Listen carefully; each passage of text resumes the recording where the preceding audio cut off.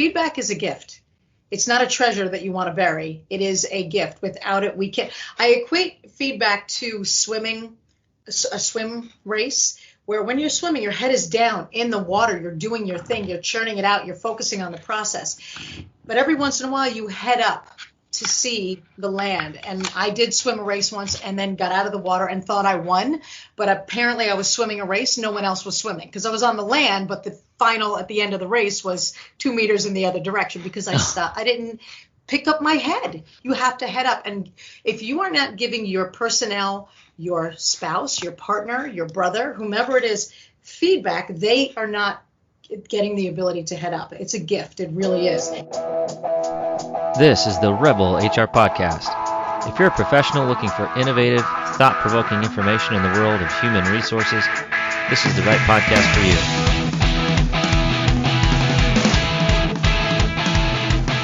Rebel on, HR Rebels. All right, Rebel HR listeners, I am extremely excited to introduce you today to Tina Clements. Tina is a high-energy, hands-on keynote speaker, author, coach, facilitator. I'm sure there's a number of other job titles behind there. She's an entrepreneur.com contributor and successful leader. She has a number of years of experience in different industries and organizations, 10 plus years with BMW North America, been in the learning and development industry. She's held leadership positions such as vice president, operations manager, and training manager. Welcome to the show, Tina. Thank you, Kyle and Molly. It's such an honor to be here. We are pumped to have you and really excited for the topic today. I was just complaining about this right before we hit record. So we are going to be talking all about feedback and respect. Excellent. I'm jumping in. Perfect. To the deep end. You know what? That's all HR. That is 2020 and early 2021 in a nutshell. Just jump into the deep end and hope you don't drown. Is there any other way to get into HR than just jumping in with both feet at the deepest of the deep end? Yeah. Mm-hmm. I'm with you. And I don't know if there's any, I honestly don't know if there's any other way you really learn it. It's speaking personally, that's how I learned it. Hi, welcome aboard. The handshake was still in motion, and I had a pen and a severance package to review. And how do you spell severance? I'm so yes. Mm-hmm. And you're like, wait a minute, is this legal? Like, am I supposed to do this? Is this right? Let me Google it. Let's figure it out. Yeah. Oh, good. You did that too? Okay. Oh, yeah. Good. Thank you for the validation.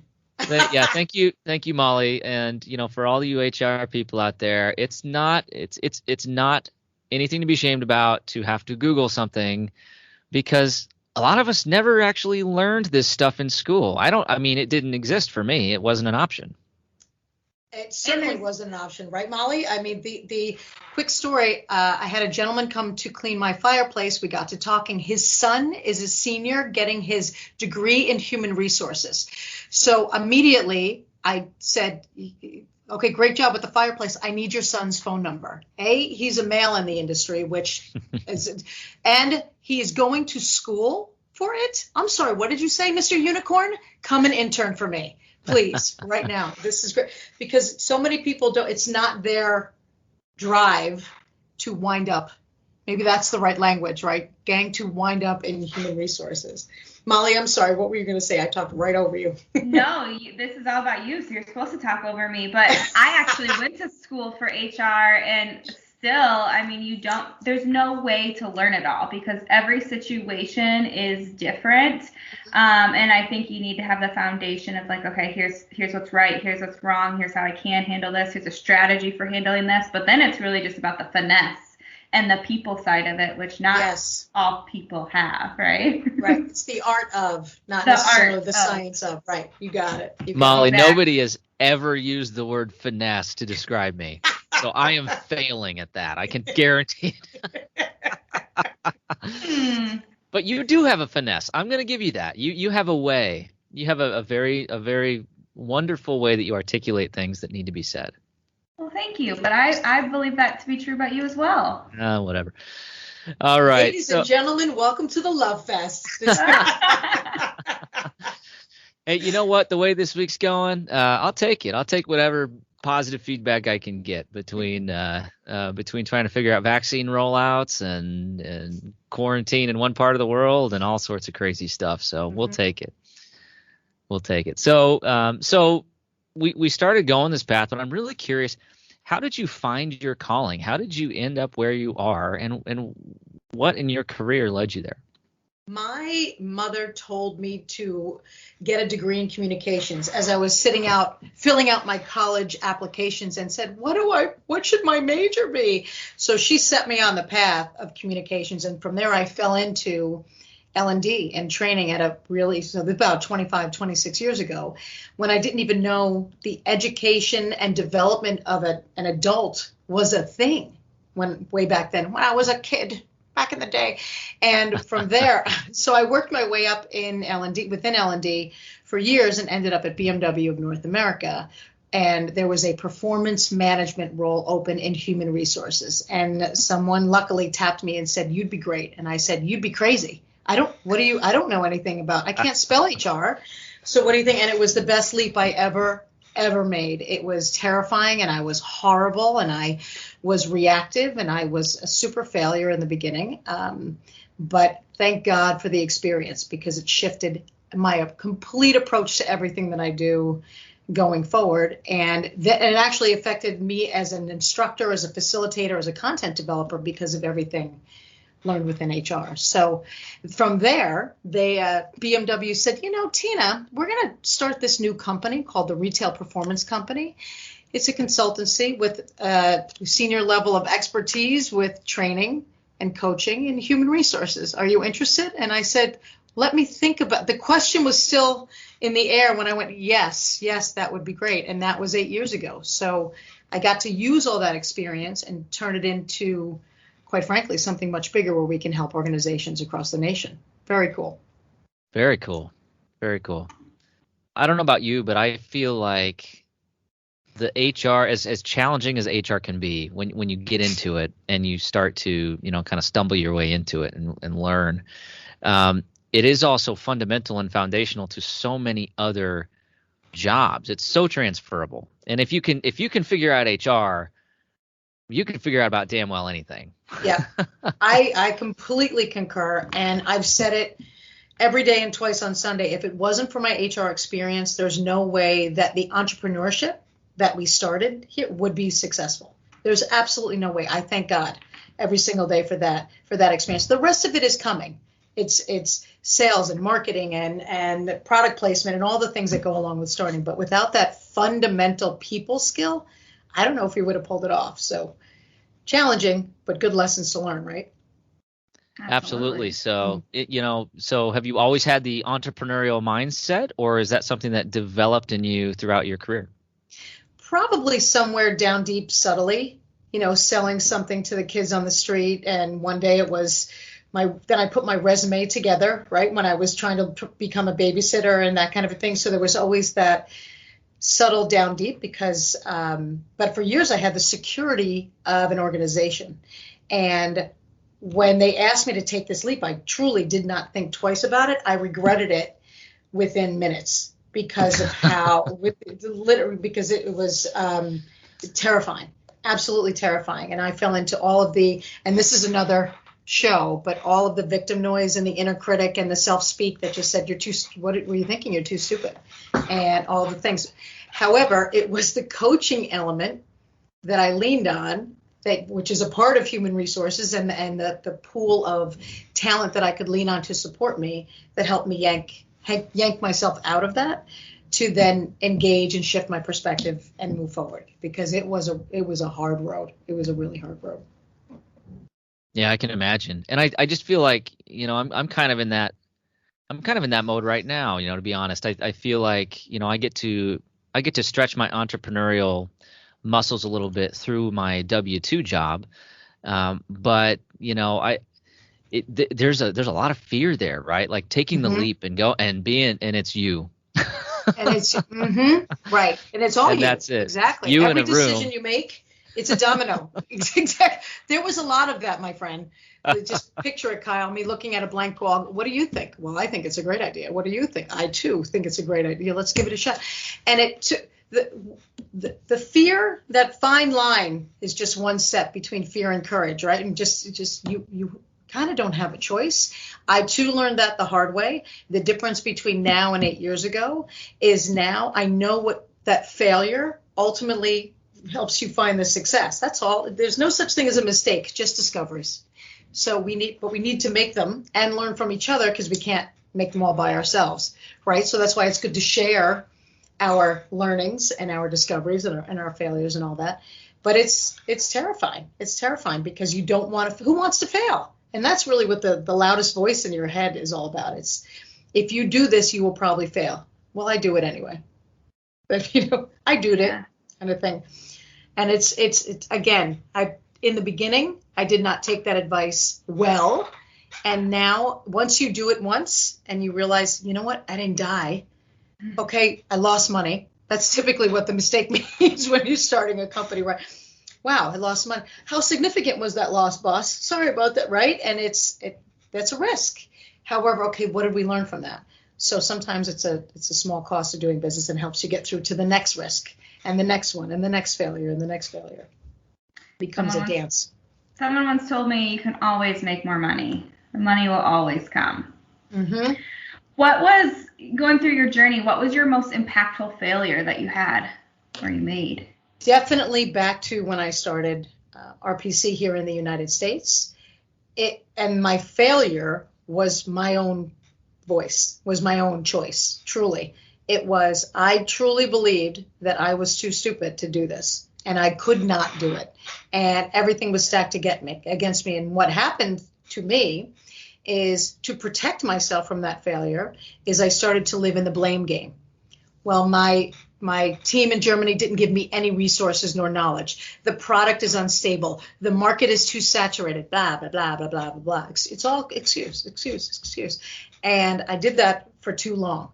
And again, thank goodness I had people around me who were senior coaches. That's what we do. And I ultimately leaned into them. It took time, though, for me to do that, because it was, again, I was feeling more safe in the victim mentality than I was to shift my perspective. So then after a while, then I shifted from there. But that to me was, and again, I thank God for the failure, because without it, we wouldn't be here. I wouldn't know what that feels like, and to know that you could survive this. If you could survive that, you could. How hard is this new thing that's happening right now, right? So I get through that shift much more swiftly. But without question, that was a good one. That was a good failure, my friend. So I want to shift gears, because I think this topic actually is really pertinent to what we're going to be talking about today, which is feedback. And feedback it's one of those buzzwords that I think about, like, it's just like opportunity. It's like you hear that word and you're like, oh, that's a euphemism for you screwed up, or you did something bad, or you failed. And so, I hear that, but feedback's also really, really critical. And if it's not given, you're going to fail even worse. Mm-hmm. That's right? It. So, yeah. So just tell me a little bit about your approach to giving feedback and getting an employee or a peer or a partner feedback that doesn't put them in that automatic, like, fight or flight kind of a fear mode. Right. And that's the critical piece, right? It's respect. Feedback is a gift. It's not a treasure that you want to bury. It is a gift. Without it, we can't. I equate feedback to swimming, a swim race, where when you're swimming, your head is down in the water. You're doing your thing. You're churning it out. You're focusing on the process. But every once in a while, you head up to see the land. And I did swim a race once and then got out of the water and thought I won. But apparently I was swimming a race. No one else was swimming, because I was on the land. But the final at the end of the race was 2 meters in the other direction, because I stopped. I didn't pick up my head. You have to head up. And if you are not giving your personnel, your spouse, your partner, your brother, whomever it is, feedback, they are not getting the ability to head up. It's a gift. It really is. And you mentioned something, Kyle, that's really important. It's not negative. It can be constructive. Sometimes it's good. Sometimes it's positive, and we need that. Your people need that even more than the constructive sometimes. And in this new wonderful remote environment, we're not doing it. We're forgetting, we're neglecting. We aren't even doing it for ourselves, right? Which can, again, that's a new podcast, the mental health and well-being and psychology of the human around us. But in this environment, it's more critical than ever to actually do it. And when you talked about how do you do it to not get the fight or flight, it's not easy because it takes thought and it takes commitment to do it. And you have to, first of all, you have to do it, right? Especially when you're remote. Hey, Kyle, got a minute to talk? Okay, great. You want to do it on Zoom? You want to do it on Teams? Let's go ahead and let's do it now. And it has to be in the moment. So Kyle, how did you think that went? Whatever the experience was, right? Engage the other person. Don't come out and say, well, I have feedback for you. You did this wrong. Whatever it is, right? I bet the both of you have experienced this. Probably you both experienced it for you. I would say raise your hand, but I think people are listening, so I'll just tell you if they're raising. Let's just say hands are up. Hands, both hands. Honestly, the majority of my career, I've gotten the constructive feedback, never really gotten the positive. You know it's there, but it's just right. So it's kind of the norm. So to start out with any feedback, it's got a minute. Ask the person. So how do you think that went? Hopefully it's immediate, right? It's like when a dog poops on the rug. We don't wait till the next day to readjust, right? To shift perspective around that.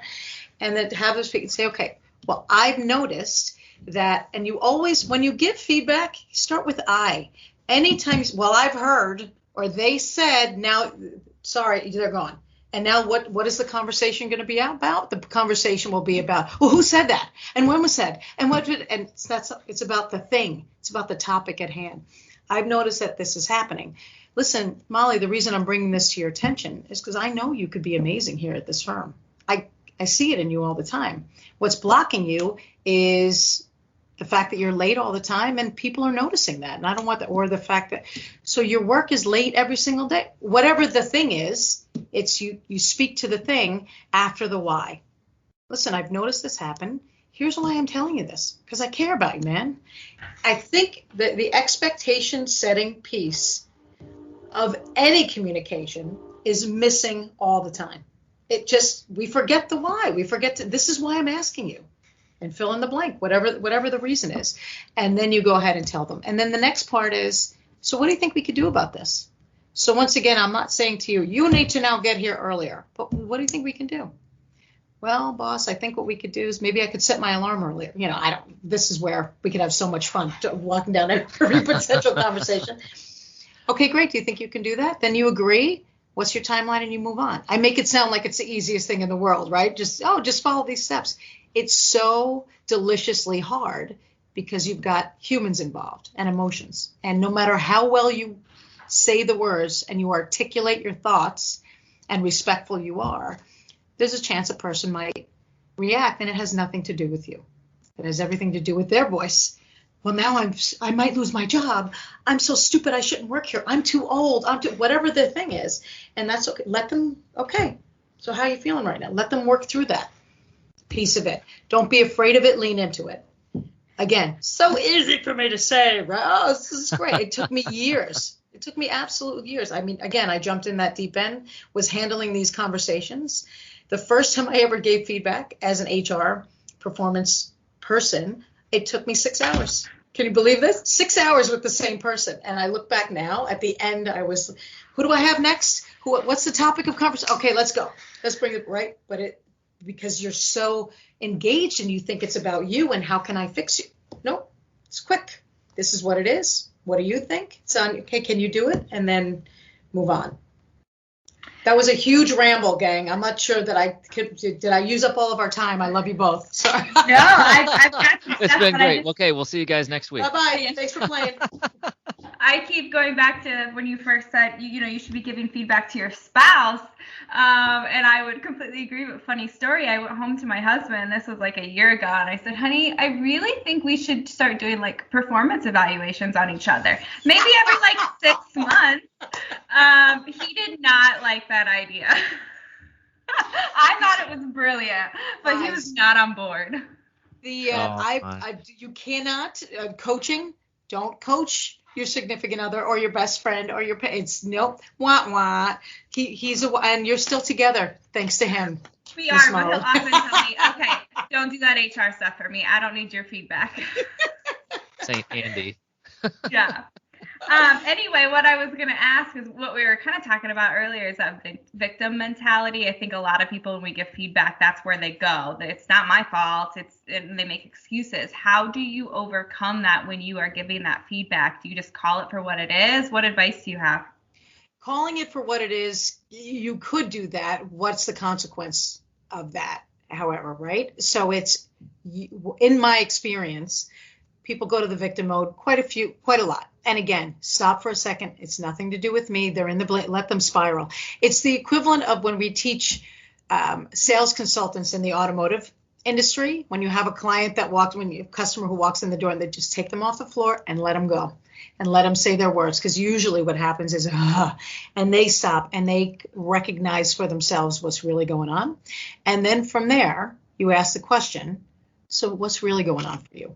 Now you have to deploy some coaching techniques here, which really is just a fancy way of saying you have to ask questions. We as a human society love to fix. We want to have all the answers. When they say something, we feel like we're supposed to say something. This is the time to ask the questions and get them to figure it out. People believe their own data. They're not inclined to believe you. So ask them the questions to get themselves to really come up with the story. And the questions, Google coaching questions. Really, there's some phenomenal, very simple questions. So tell me what you're most afraid of. It really is that we have never been trained to ask. I certainly wasn't in HR, being onboarded. It wasn't part of the script, right? I learned that on my own. And that is really, in my experience, the most successful way to navigate through that fight mode to get, and again, you're in charge of your destiny. Do you want to be successful? Okay, great. So help me understand how to get you there. I will support you 100%, but we need to come up with a path. What do you think? That makes so much sense. Yeah. And I think it's, you look at the studies on leadership, and you look at like the difference between like the successful executive leaders and those that struggle. And a lot of times you'll find that common thread that the successful ones ask a lot of really thoughtful questions, and they ask the right questions at the right time. Mm-hmm. But they're not a dictator with all the right answers. Right. They're helping people discover the right answers within themselves. I think it's a point very well taken. One thing I am focusing on, I'm putting together a presentation for my management team, and I'm curious on your guys' feedback, because you had said something earlier about self-doubt and how that can impact feedback. Well, the question I'm going to pose to my team is regarding stereotypes and performance at work. So how can stereotypes impact individuals' performance at work? So what are your guys' take on that? Wow. Well, that's our third podcast that now we could do together, right? Because now you're getting into the microaggressions and the biases exactly. And whatnot.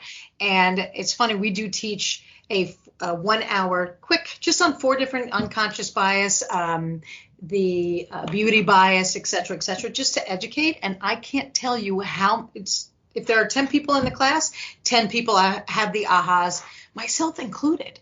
I thought that I was giving feedback with no biases because I knew so much. It's when you really allow yourself to dive deep and put the mirror up to yourself. We all have them. We have to, number one, check ourselves. Actually, Molly, you bring up a really critical point. Before you give feedback at all, ask yourself this question: why? Why am I giving feedback, and why am I giving it right now? If there's an iota of selfishness in there, and sometimes people do, I've done it. I'm going to tell you, I'm going to admit it. And the second it's been done, I went, oh my God. And that might be the 4th podcast, because that is another failure, I would say, in that particular case that came right to my head. Right. So check yourself. And Molly, it's a really big topic. The entire DIBS, diversity, inclusion biases, right? All of this topic is massive. And I think it's so great that we're even having the conversation to bring just that that opening door of awareness. And if you can have that before you start, then I think the rest will. It's not saying you might not goof or make a little mistake or a flub, but you'll be aware of it, which will just make you stronger for the next one. It was a really important question. Yeah, I agree. It's an important topic, so I'm excited to dive into it with my team. Yeah, that's exciting. I will help you and just dive in there with you because, again, I'm an HR nerd, as you know. So this will be, how sad is it that that's what I would do on a Saturday afternoon? Yay! Let's talk about this with your people. I hope you have a cocktail in hand when you're doing that on a Saturday afternoon. If you make it mandatory, then I will have to. Yes, okay.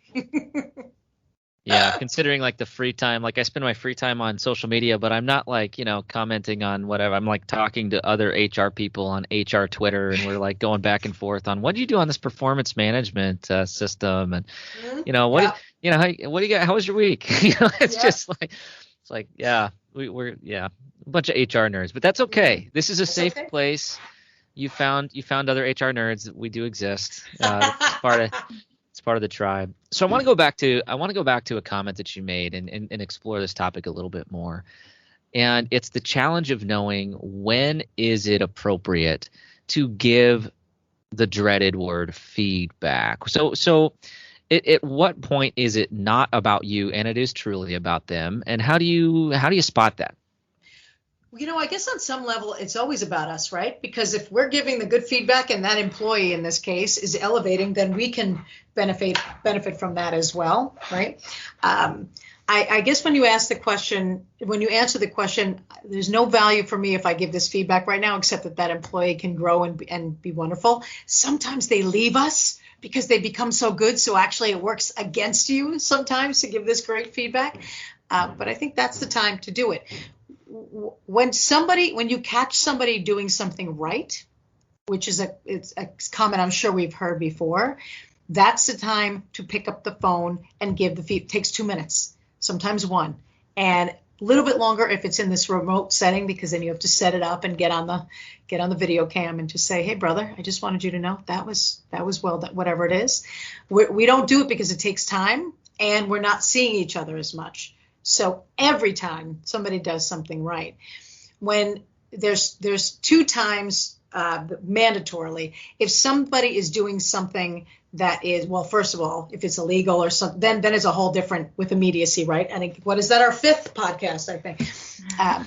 But if you see something that is getting in somebody's way now, and I don't want to use the word egregious, but if it's really blocking them from success, and I'll be honest with you, it was in my recent case, somebody is just using wrong grammar, and she was speaking with consistency in front of a group, and so I pulled her aside to meet, and that was a rough one because she was taught to say it a certain way, and and people saw it, and as I turn off my Echo Dot, because nobody needs to hear what package has been delivered, right? But in that, right? So in that case, she definitely got defensive, and there was but it had everything to do with her. It needed to be done because I did not want her to keep going down the path and being perceived a certain way. So that was another long-winded answer to your question, Kyle, but it's right away. And again, as long as there's nothing, you're not getting more out of it than the other person, if that makes any sense. Yeah, but in that context of the individual who was using the wrong grammar, had you not given them that feedback, their credibility would have continued to have been eroded, right? And potentially the credibility of you and your brand and the event, and it seems like such a little thing, but it can snowball. And I can't tell you how many times, and I think most HR professionals have probably had this experience. I've brought somebody into my office and I've given them some feedback on their perception, how people are perceiving their reactions to something, or they're perceived as a barrier to change or something along those lines, and they're like, "What? Like, are you serious? Like that's how I'm coming across? I have no idea. I thought I was like, Mr. Innovator, and you're telling me that I'm like resistant to change. That's what people think, but not doing that in the moment is like it's creating a bigger wound, in my opinion, Yes. than fixing it right then and there. So I did exactly that for the right reason with a peer, actually as a competitor at another consultancy. He and I were asked to lead something together, and when he was speaking, he was angry and in the crowd's face and a little bit belligerent. And so later that night, I called him and I said, "Hey, you want a little feedback?" And I did check myself because I went, he's a competitor and this, and I really, it's honestly, there was some selfishness there because we were together. So there was that, but also I did want to help him. And he was he did not handle it the way your colleague did, Kyle, when you gave that feedback. He was belligerent and angry and in my face. And I'll be honest with you, we didn't talk for a long time. We just recently reconnected, and it happens. It happens. But I did it for the right reasons. I did it respectfully. And that sometimes that's it, walked away, right? He walked away. Ultimately, he is no longer with that organization. Isn't that interesting? Which is a reason that we actually reconnected. So it needs to be done. And for those of us HR nerds who take pride in it and know how advantageous it is and know that it's coming from the right place, it's almost our obligation to give it. Maybe I'm making an excuse for giving it to that colleague at that time, but really that's it. That's really what's going on when you give them feedback. We'll be back after a quick break. And so used to having everything in front of them right away that we forget that innovation just takes time. I myself, I get frustrated too. Why? And this as being one of my best friends is, hey, I talk to you all the time. Hey, man, I'm frustrated in the fact that I can't seem to just get there in the next day. But that's just not how these things work, right? Innovation needs to be planned out. It needs to be very methodical. And then when it finally hits, that's when it seems like to everyone else that it sort of just came out of nowhere. But to you, the amount of dedication that it took over that time. This whole remote work has shifted me a little bit and trying to figure out my new ways of giving feedback. And you're right. I absolutely find myself waiting, like, okay, I saw this, but I want to do this in person, or I definitely want to do this not on a phone call. And then I find myself waiting for weeks, or not weeks, but probably a week until my next meeting with them. And I don't think that's the best thing to do. I have definitely noticed that. You're doing it though. So that's great. I mean, really give yourself credit for that, and they're feeling it. And it's because it's hard. You're busy too. You have things to do too, right? We all do. So it's something, you hate to say it, but you have to schedule it. It's got to be on the calendar from 11:15 to 11:30. I'm going to call 2 people and tell them what a great job they're doing. It sounds challenging in that regard, but then we know that we're going to get it done. So I appreciate that positive feedback you just gave me. You're good. The Jedi mind trick, Molly. Yep, she's good. The HR Kyle. Jedi mind trick. So I'm curious maybe to explore that maybe a little bit more tactically in the new normal that we're in now. So and I'm just going to ask selfishly because I do this and I want to know if this is okay. So we've got all these we've got these texting and Slack or Microsoft Teams. You can chat with people the whole time when you're on a call or you're talking. And so one of the things I try to do is if I see somebody struggling and they're working through a topic, but I think they're going the right direction, but somebody's giving them all the reasons why it won't work or why this is a stupid idea or whatever, I'll ping them and I'll be like, hey, I'm with you. Or, I think you're going, keep driving, you're going the right direction. Like things like that is that as effective as, the more traditional circling back after a meeting and having a conversation? Is it okay to use a less personal form of feedback? What's your opinion on that? Yes. That was my German answer. Yes, period, full stop. The truth is, any feedback is accepted in an environment where we're hardly getting any. And if you're pinging somebody through tech, that's and so much of society is communicating this way anyway. So it's immediate, and you can get to the person, especially if you're doing this whole grand Zoom call thing or Teams or whatever it is, you don't always want to call the person out live in front of everyone else. I have two particular employees who are incredibly shy. One who has said to me on multiple occasions, "Do you really need to see me on the camera when we do?" Really painfully shy. So to call them out, even with the most gracious thank you, they wouldn't have it. So the direct answer is yes. The question I have for you is, how do you handle the person who's being the victim in that case and being negative towards your colleagues that you are complimenting, and the one that's saying, hey, especially if it's live in front of everyone else, how do you even approach that person? It depends. Answer that. It depends. The honest answer is it depends. It depends on the topic and the level of. I don't think I would use the word belligerent, but the scenario I'm thinking through is an individual who had criticisms on the path that we were going, or didn't like a process change that had occurred, and felt that communication was not as rich as it should have been, I guess is how I would describe it. So I don't think that any of the feedback was inappropriate or delivered in an inappropriate way. My approach was more to support the individual who was concerned they were doing something the wrong way. Mm-hmm. And then I kind of work on that one. I kind of worked more in the background and circled back with the individual parties who had the initial complaint, because it was like feedback from somebody who had feedback. It's one of these. It was a senior meeting, and somebody's hearing something on the street basically. So my approach was, as opposed to going and trying to find the culprit, I just tried to root cause. Okay, where is this coming from, and is this actually an issue? Right. Turns out it wasn't. Right. It was just a process. It was a process flow that we needed to add one more person into the communication chain, right? So we actually figured out the issue. You Rudy Giuliani'd it, in other words. I don't know. I don't know if I want to be Rudy Giuliani. You know what? It's. I probably should stop using this reference. That's for sure.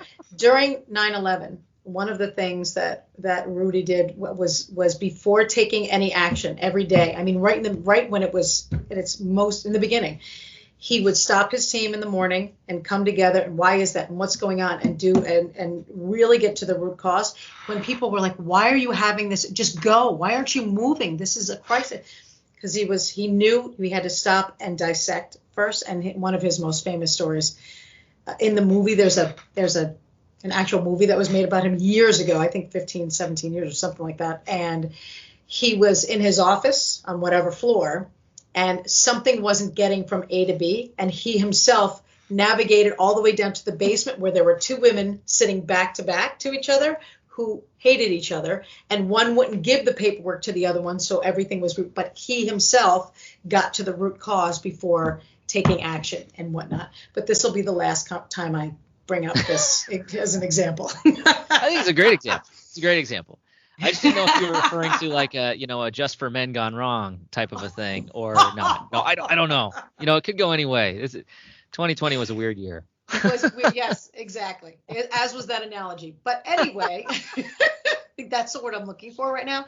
So anyway, Molly, back to you.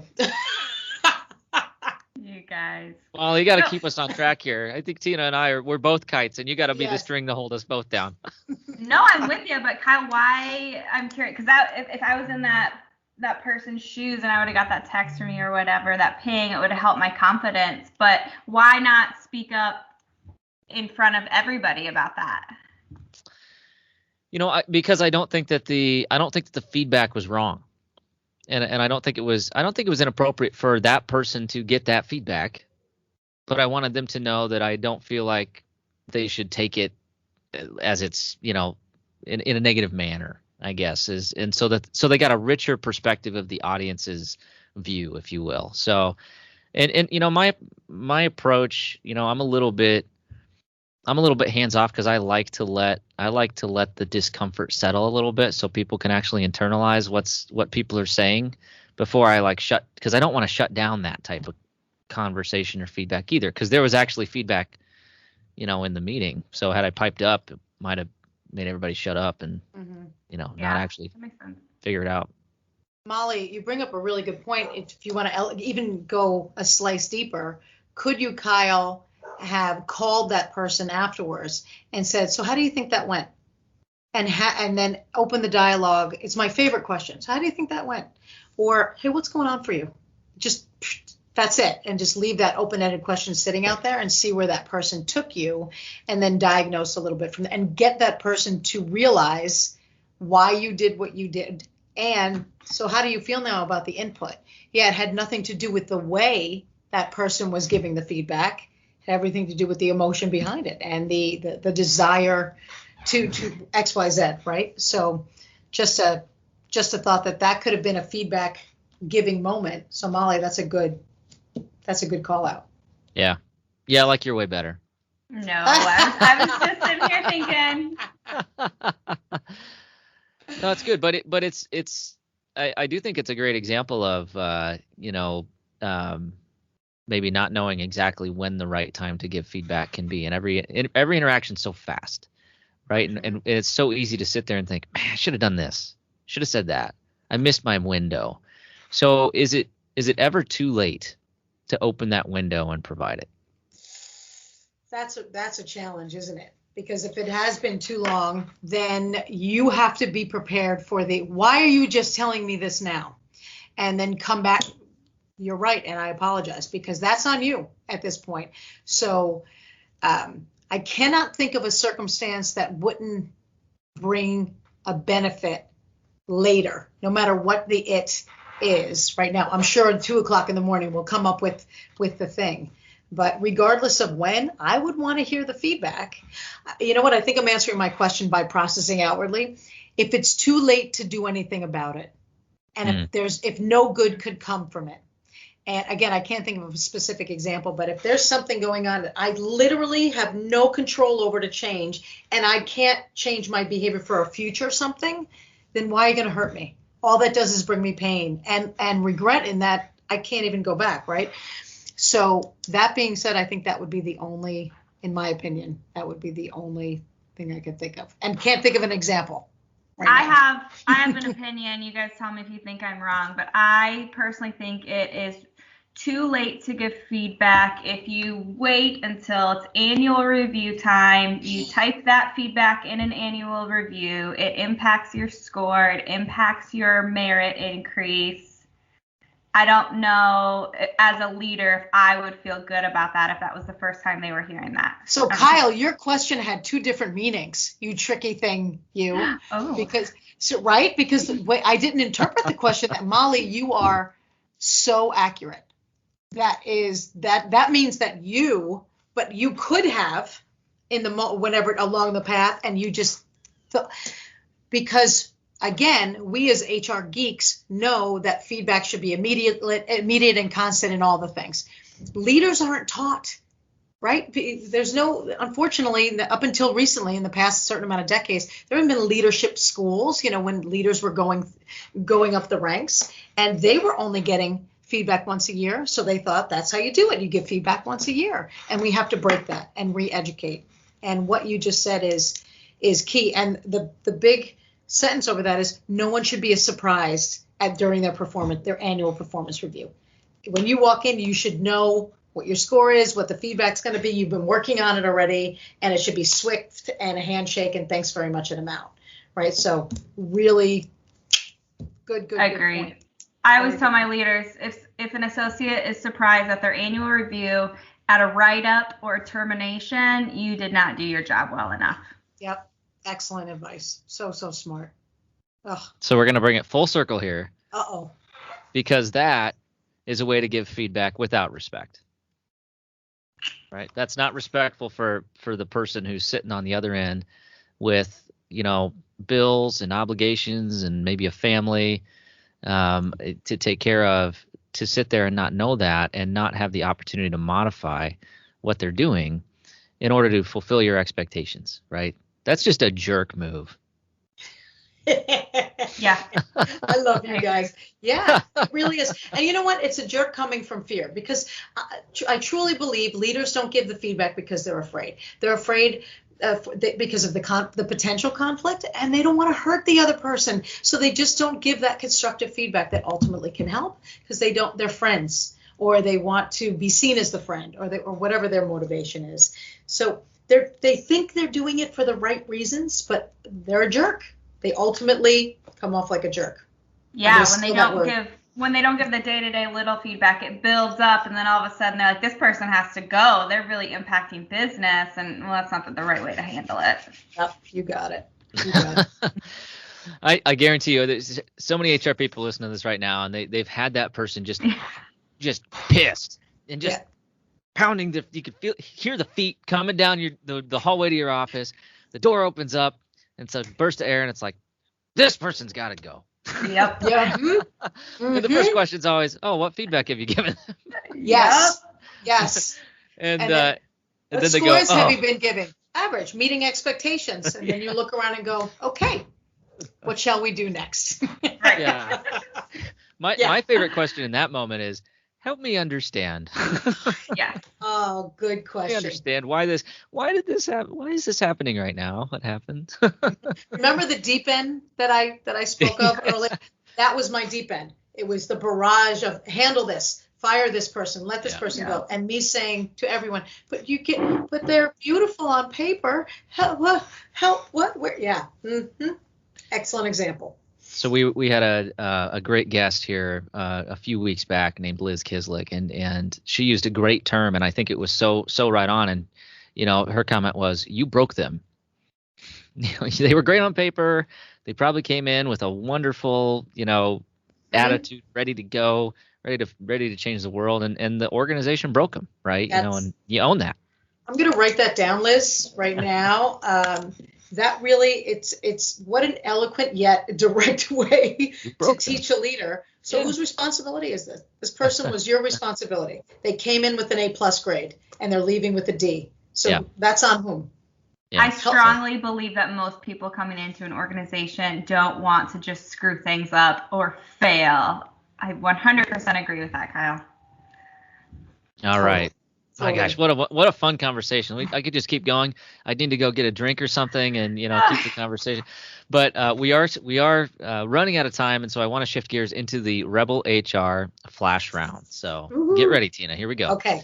All right. Question number 1. What are you reading right now? Beat Cop to Top Cop. My 99-year-old retired cop from the Bronx grandfather recommended this book written by John Timoney. So far, so amazing. And even though the words human resources are not in the book, they are everywhere in the book. So that's interesting. I'm sure that's an interesting context in the world that you're in. Especially knowing my grandfather, who is, again, almost 100 years old, so was a police officer in New York for a long time. It's a very interesting book. We'll leave it at that. I bet he's got a few stories. Couple, yes. He could probably fill some podcast time. I would say so. Yeah, for sure. All right. Question number 2. Who should we be listening to? Honestly, right now, who I'm listening to, again, is Earl Nightingale. And, all of the stuff that's out there, and rightfully so, gets recreated. So if you haven't listened to Earl Nightingale and The Strangest Secret, then my high recommendation is get on that immediately. Awesome. Or Carole King. Carole King also. It would be who's always on in the background. Yeah. There you go. Yeah. Yeah, my house is more along the lines of like Frozen 2 soundtrack or Trolls 2 or what the Book of Life is their new favorite. It was on Netflix and now it's the thing. So very cool. All right, last question. How can our listeners connect with you? Via our website, rpcamerica.com, or directly with me, tina.clements at rpc-partners.com. I would love to hear from anyone and everyone. That'd be great. Awesome. And we will have that information in the show notes.